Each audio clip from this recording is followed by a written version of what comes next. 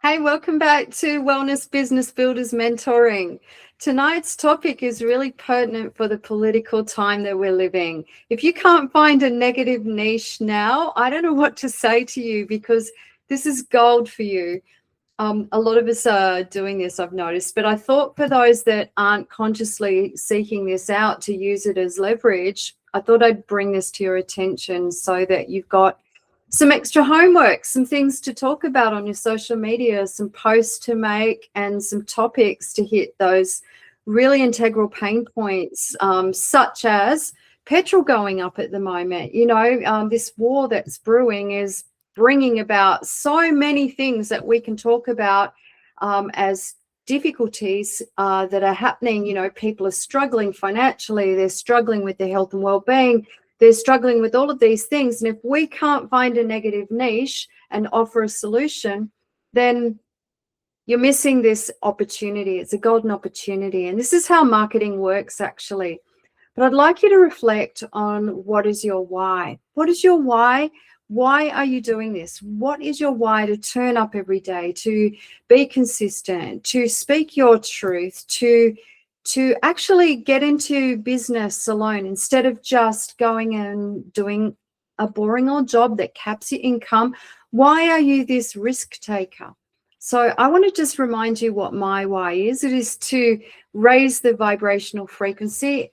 No matter what I'm doing, I want this to be part of my everyday life, I suppose, whether I'm encouraging somebody to be their best self or holding space to listen to somebody's problems, if I'm offering them a solution for a skincare product or a supplement. All of the things that I'm doing are intentional to help people change their environment, whether that's emotional or physical. So that excites me, and I really want to just absolutely encourage you to remind yourself as to why are you turning up every day? Why are you different? Why are you choosing to do things a different way? It's because you're a mover and a shaker. So tonight's topic is finding the negative niche. And every single advertiser does this. Every niche in the media is built around that pain point. We've talked about pain points before. But the news, I want you to just, a lot of us have tapped out of the news, but tap back in just so that you can find some homework, so that you can promote things in the opposite way. They're giving you what people are stressed about. In fact, they're enhancing this stress. It rarely ever reports things that are working perfectly, right? So you've got a whole bank there, like a library bank, of things that are fixating on problems, creating fears and frustrations for your local community. And those things are the things that people want fixed. So if you have the ability to offer an offering that fixes even 2% of that, you have money in the bank there. Inside every one of the complaints is an opportunity for your brand. If people aren't complaining about something, they're already searching for a solution. So you're looking for the people that haven't yet found the solution, right? Your job is to become the voice that says, hey, friend, here's a better way. So it might be grocery prices going up. There are so many things happening at the moment. The petrol is an obvious one with the war breaking out. These are things that you can offer. Problem, solution. Ask the question, use your hooks, turn up, do it daily, do it consistently, and guess what? Eventually people will start to listen to you. So here is your simple formula. Find the frustration. And if you can't find it in your own life because you're so chill and you've made these changes years ago, go and watch the news. Do some homework. Get onto the pages and have a look at what people are really caught up in a bundle of fear about at the moment.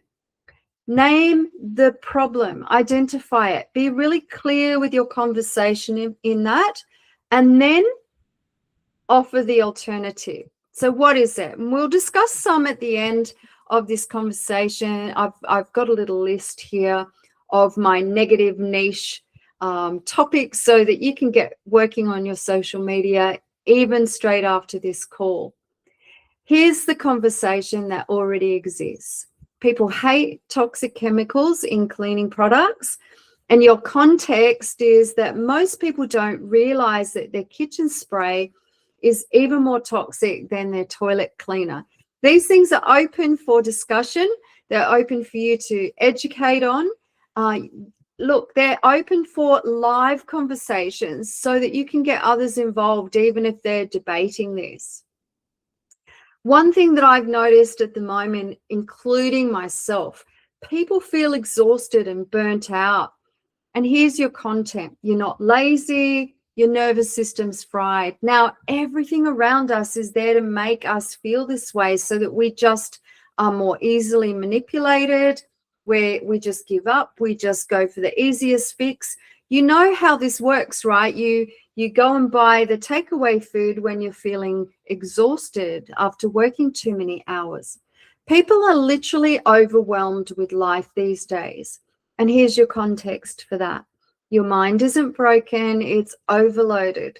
You're simply entering the conversation that already exists. So this makes marketing easy for you. Your niche isn't just what you love. A lot of us have tried to wheel into being inspirational, and that's great, but you won't reach everyone in that way. Not everybody's looking for change. A lot of people don't know that they need the change. They're feeling those things that we just had conversation about then. It was, I'm feeling tired. I don't know why. I'm not even conscious of it, maybe. So you bring this to the table, and it's the problem that you're willing to speak up about that's going to help your people, help your tribe, help your customers, help your contacts on your social media. 3 things in the industry that frustrate them. That's an easy thing to ask people. Most people are saying they don't get a lunch break. They work too many hours. They don't even take a sick day. Or maybe discuss 3 myths that people believe. And there's a whole lot of conversation to be had around that politically at the moment if you're brave enough. 3 problems that people complain about online. I'm sure you'll be able to find 33 problems for that. But there, just in that little short list, you have 9 things that become 9 pieces of content immediately. And if you get traction with all of them, rinse, repeat. Keep those conversations going. Remember that consistency wins. Sure, not everyone's going to engage your post, but they'll see it. Sure, they may not give you a like immediately, but they might drop in your inbox after you repeat that 3 times. They're listening because they're looking for answers in a current climate that is vulnerable, making them feel vulnerable. So let's flip things around. The media complains about problems all day long, and smart brands turn those complaints into businesses. I'm going to read this again. The media complains about problems all day long, and smart brands turn those complaints into businesses. This is, you could not pay for this type of marketing. You know, usually we do surveys to find out what the niche people want is. It might be weight loss, it might be this, it might be my skin feels texturally rough. Marketers spend so much money on these surveys. Look around us. I want you to use the media to give you that captive survey so that you know what to speak into. And I really know this is going to help. Okay, so let's use our hooks now. We've discussed our hooks, but let's use them in a different format now. We're going to feed posts that are short and punchy, and we're recapping from our hook week here. We're going to use Reels, TikTok, visual hooks, and voiceovers. If you are not feeling like you're looking up to your best today, you can absolutely show anything that is topical, maybe a little zoomy in the supermarket, and do the voiceover on the reel later. You don't always have to show your face. You're going to use stories, questions, stickers, polls, and countdowns. Why? Because this keeps people in our algorithm. The longer they're sitting there engaging, the more traction and expansion we get with the algorithm. We're going to use captions, the first line for the hook. We're going to wheel them in.